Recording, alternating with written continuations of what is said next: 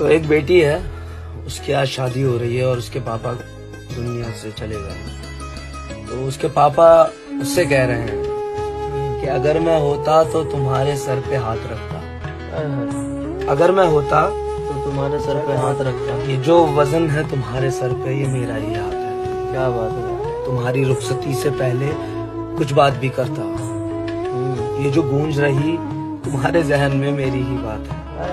اور یہ نہ سوچنا کہ تم یتیم ہو گئی ہو, مجھے سوچ کے بیٹا کیوں غمگین ہو گئی.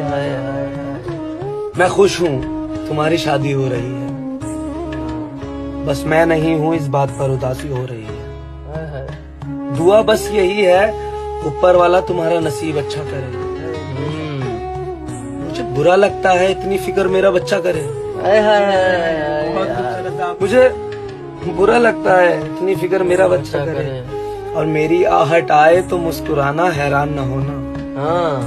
میری آہٹ آئے تو مسکرانا حیران نہ ہونا. پاپا کی گڑیا رانی ہو پریشان نہ ہونا.